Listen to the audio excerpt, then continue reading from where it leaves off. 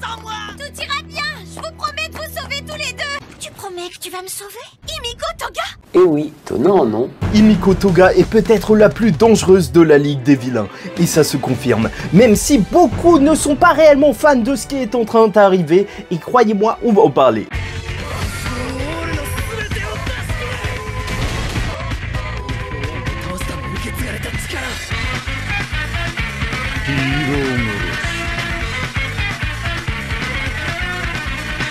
Mesdames et messieurs, ici Chage et on se retrouve aujourd'hui pour la review, la double review des chapitres de My Hero Academia 391 et 392 où on va suivre l'histoire d'Himiko Toga.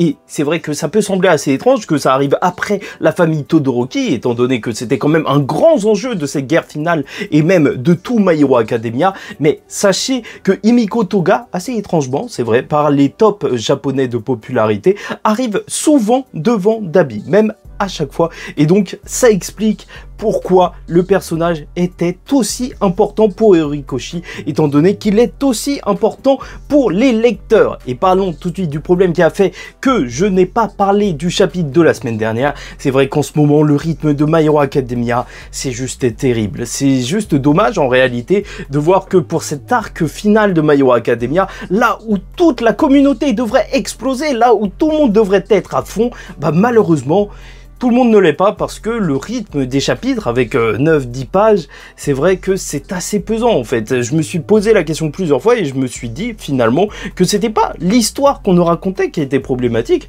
parce que avoir des histoires sur les personnages secondaires, certes ça intéresse moins, mais c'est juste que en fait c'était étalé sur beaucoup trop de temps. Et là, c'est vrai que c'est assez pesant, beaucoup de personnes ont envie de revoir Bakugo, ont envie de revoir Deku, parce qu'il faut pas se mentir, c'est les personnages qui intéressent le plus entre guillemets, mais là ça commence à devenir assez compliqué, même si bien sûr on sait c'est à cause de la santé d'Horikoshi, et c'est pour ça qu'on lui souhaite le plus bon repos. Moi j'espère même limite qu'il prenne 1-2 mois de pause pour qu'il revienne véritablement en forme. De toute façon ses dessins, ça se voit qu'il se donne toujours à fond et à chaque fois c'est excellent, et ce chapitre ne déroge pas à la règle, enfin même ces chapitres, étant donné que là qu'on parle quand même du combat de Twice, même s'il est mort et c'est juste des clones, bah justement on parle d'une marée humaine, quelque chose d'extrêmement difficile à dessiner. Donc en vrai il n'a pas fait le truc le plus simple non plus, et c'est pour ça que j'ai décidé d'attendre qu'il y ait 2 chapitres afin de parler de My Hero Academia. Je ne sais pas si ça se reproduira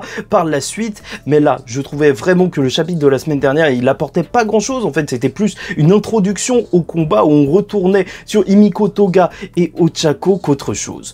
Donc voilà, ça c'est dit. En fait, c'est pas vraiment par misogynie que je n'ai pas parlé de ces chapitres parce que les personnages féminins ne m'intéressent pas, mais c'est vrai que le personnage d'Himiko Toga, j'ai un petit peu de mal avec lui. J'ai un peu de mal à avoir de l'empathie pour le personnage parce que c'est un personnage qui, certes, n'est pas né dans la bonne famille, ou en tout cas n'a pas été accepté par sa famille, et au final, elle a tué des gens. C'est quand même assez léger. En fait, j'ai vraiment du mal avec ça, même si certains me diront que Dabi c'est un petit peu la même chose, ou que lui, en fait, sa haine, elle est redirigée avant tout vers son père. En fait, quand il tue des gens, il se dit qu'il ternit aussi la réputation d'Endeavor, pas seulement la sienne, parce que, en fait, tuer, c'est pas forcément une satisfaction pour lui, enfin c'est une satisfaction de voir son père être détruit par ça. Et j'avais aussi du mal avec le côté d'Himiko Toga où elle disait que les héros sont hypocrites parce qu'ils ont tué Twice, ils les considèrent pas réellement comme des êtres humains. Ok, c'est entendable, sauf que depuis le début, depuis la mort de Twice, Hawks qui a pris cette décision,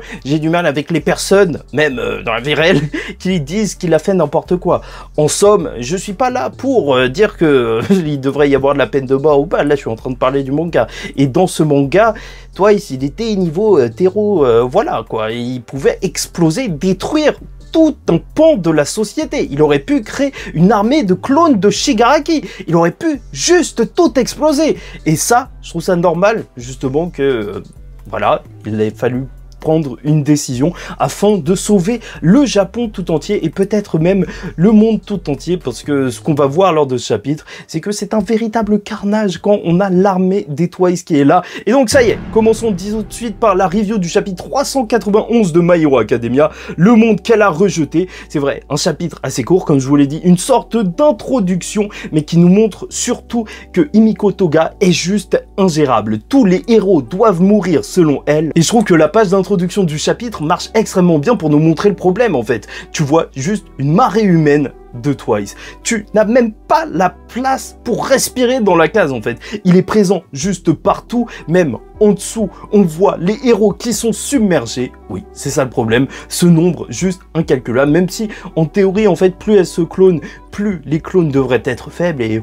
Tu vois, tu leur souffles dessus et peut-être qu'ils pourraient être détruits. Les héros n'arrivent pas à la contenir et c'est ça, la parade de l'homme triste mort. Et voilà, le gros problème aussi, c'est qu'ils ne connaissent pas la limite d'Himiko Toga, étant donné que elle peut utiliser l'altère de Twice, mais juste avec une quantité de sang, et ils ne savent pas quand ça va s'arrêter. Donc là, c'est juste ingérable. Vraiment, ils ne peuvent pas savoir quand sera la fin de tout ça. Et pour te montrer, justement, Horikoshi, pour nous montrer même que tout ça va toucher absolument tout le monde. On voit au loin un Shoto qui est KO. Certes, Ida qui sent la scène arriver et aussi Hawks. Hawks qui avait peur que cela arrive et c'est arrivé. Les clones de Twice en folie. Et alors qu'elle se demande si Toya est vraiment partie, et je trouve ça assez intéressant à noter, tout de même, en fait, ça se voit qu'elle est réellement proche de lui, étant donné qu'elle l'appelle pas Dabi, alors que c'est son nom de vilain, elle l'appelle véritablement Toya par son prénom, et on sait pas s'il est mort. Pour moi, je pense qu'il mérite quand même une dernière phrase, au moins à ses parents, avant de mourir. Ce serait assez sympa d'avoir un petit peu plus de développement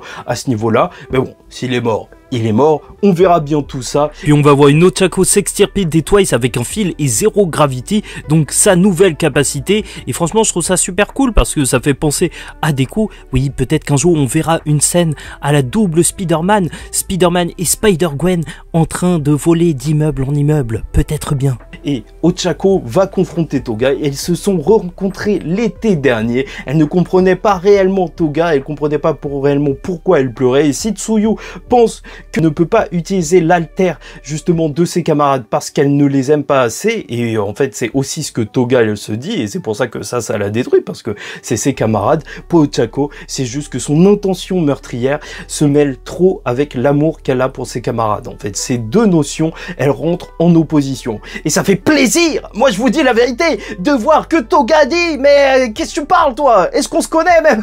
Ferme-la, tu peux pas me comprendre. Voilà, j'ai trouvé ça juste génial parce que ça faisait plaisir, ça faisait du bien de savoir qu'on n'allait pas partir juste sur un talking no jutsu, parce que là, la menace, elle était réelle, et donc si ça se résolvait juste en parlant dès le début, alors ça aurait été quand même un petit peu terrible à ce niveau-là, et pas du tout, puisqu'on arrive justement au deuxième chapitre, le chapitre 392 de My Hero Academia, on devine un chapitre qui va continuer directement là où on s'était arrêté la semaine dernière, donc avec une Toga qui va attaquer Tsuyu.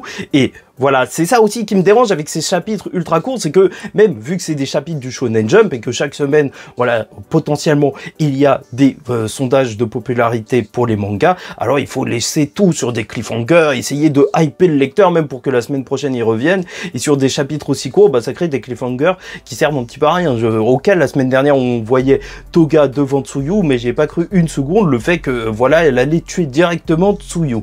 Non, on apprend que Tsuyu est juste extrêmement fatiguée par le combat qu'elle a eu sur l'île, et pour l'instant c'est Ochako qui retient Toga, et c'est là qu'on va avoir le droit à un flashback d'Himiko Toga qui est juste parfait. En fait, voilà, c'est ce qui m'intéressait vraiment sur le personnage, comme je vous l'avais dit à plusieurs reprises, c'est d'explorer en fait son côté alter qui n'est pas adapté à la société. Et même plus que ça, ce qu'on voit lors de ce chapitre, c'est que c'est peut-être la société elle-même qui retient trop les alters. Parce qu'elle lui dit bien, tu peux pas me comprendre, j'ai pas eu une belle vie comme toi, les règles de ces sociétés sont faites pour les gens comme toi. Et bon, rien que cette phrase, elle veut tout dire. Himiko Toga, elle a vécu dans une famille plutôt aisée, mais sans l'amour de sa famille, alors qu'à contrario, donc, on a Ochako qui a vécu dans une famille pauvre, avec l'amour de sa famille. Il y a quelque chose qui peut être raconté, c'est sûr. Dans les prochains chapitres, tu verras, sûr, je te dis. On va voir l'histoire d'Ochako la pauvre qui volait du pain, c'est sûr. Si vous voyez un pauvre, défoncez-le et jetez-le dans les poubelles. Dans votre gueule, les pauvres!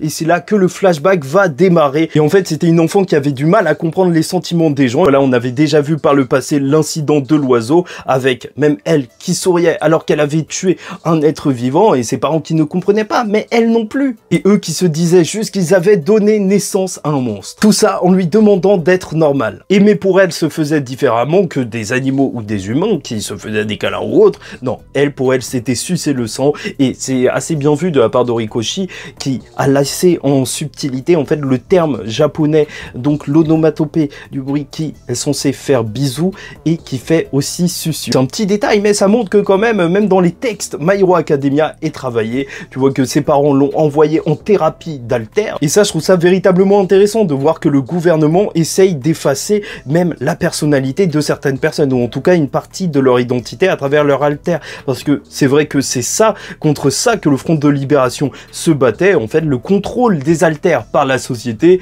puisque les héros, en fait, c'est les seuls qui peuvent réellement utiliser leur alter, étant donné que sinon les autres, ils n'ont pas le permis, et voilà, ça fait que, en fait, c'est quand même renier une partie d'eux-mêmes, étant donné qu'ils naissent avec ça, et ça fait partie intégrante de leur corps, et ça peut même, justement, façonner la personne qu'ils sont, comme Himiko Toga. Et peut-être que si les règles de la société étaient différentes, au lieu de réfréner, justement, ce que les personnes sont, alors elle aurait pas tourné comme ça. Mais bref, on y est. Donc voilà, elle ne comprenait pas l'amour. Pour elle, c'était devenir la personne qu'on aime. Et elle se disait que même personne n'embrasse comme elle. Enfin, elle trouve ça bizarre, c'est bizarre à dire. Mais voilà, elle boit le sang des personnes. Je vous rappelle que l'incident qui l'a mis complètement en dehors des cases de la société, c'est lorsque un garçon qu'elle aimait bien, il s'était battu et elle l'avait vu justement bien blessé. Puis elle avait envie de boire son sang, donc elle a poignardé, elle a bu son sang. Oui, c'est vrai que ça fait un petit peu peur dit comme ça. Donc ses parents disaient qu'elle était pourrie, qu'elle n'était pas humaine, et c'est intéressant en fait de voir que au-delà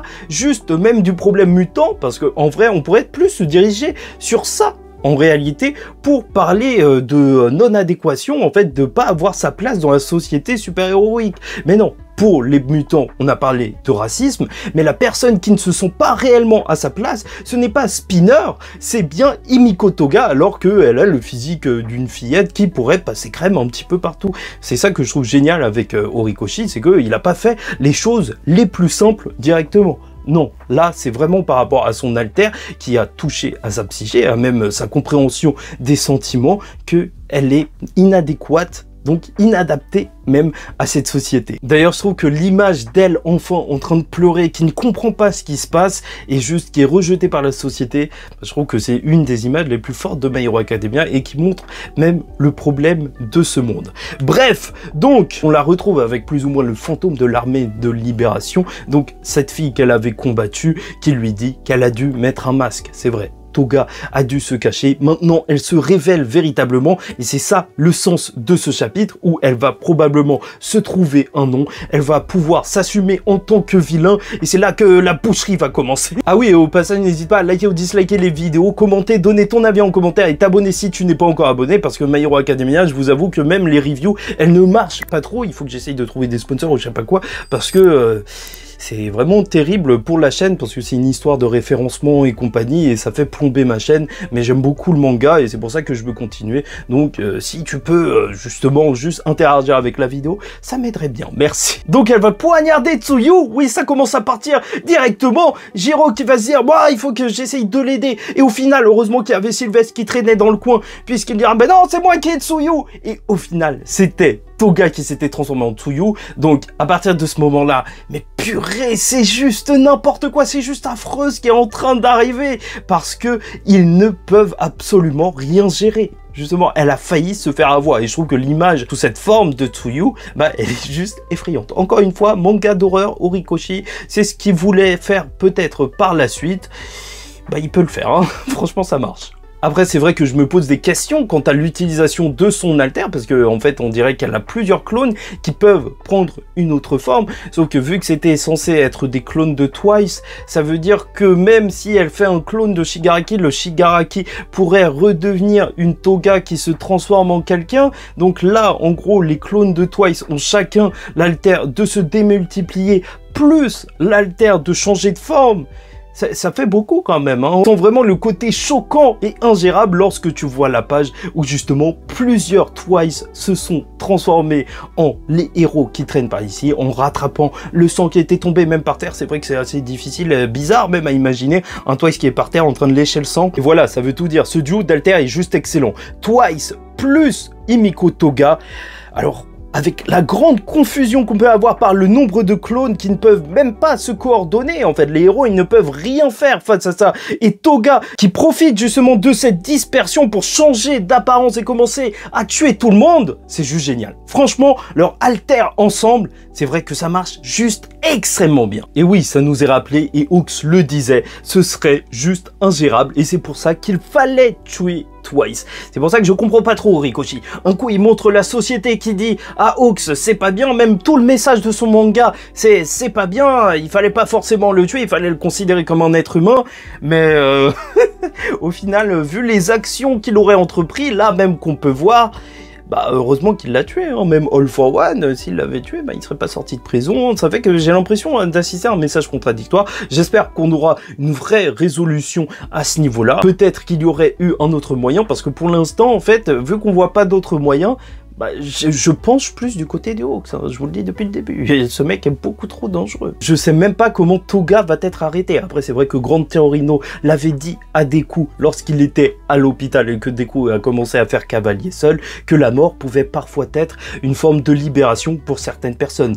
Donc ouais, ça me fait bizarre quand même d'imaginer Ochako qui tue Toga. Si c'était elle la première à tuer un vilain comme ça froidement, en plus de Hawks bien sûr, mais durant cette bataille, cette guerre finale, ah, ce serait marrant. Ah ouais, parce que pour l'instant, la seule chose qu'elle pourrait faire, c'est l'art martial de Gunhead. Rigolez pas les gars, rigolez.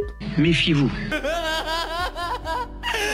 Après, sait-on jamais, tuer Toga, ça lui ferait plus d'argent, parce que comme ça, elle pourrait travailler pour la commission. T'imagines, il la verrait, il se dirait, waouh, elle a tué un vilain de sang-froid, une jeune fille, mais il nous la faut dans notre équipe. Et bon, parlons un petit peu de la partie discours, talking no jutsu si tu préfères, qui ne plaît pas vraiment. Mais moi, je trouve qu'elle est adaptée. Déjà, parce que c'est Tsuyu qui va parler directement à Toga. Elle va lui dire justement que pour elle, un héros, ce qu'il devait faire, c'était respecter les règles, mais ce qu'elle voit, c'est que Ochako essaye non pas de suivre une voie héroïque, mais essayer une approche bien plus humaine, en n'essayant pas d'arrêter Toga, ni de la tuer, mais surtout, donc, d'essayer de discuter avec elle, et ça, je trouve ça approprié de la part de Tsuyu, déjà que ce soit elle qui dit ça, parce que s'il y a bien un héros qui représente bien les héros, et ce que doit faire un héros, c'est Tsuyu. Franchement, elle est géniale, elle gère dans tout ce qui est sauvetage, et même combattre les vilains, voilà, elle est plutôt complète, hein. Franchement, je la verrais bien en tant que perso de base d'un jeu, parce que c'est vraiment le perso de base, tu vois,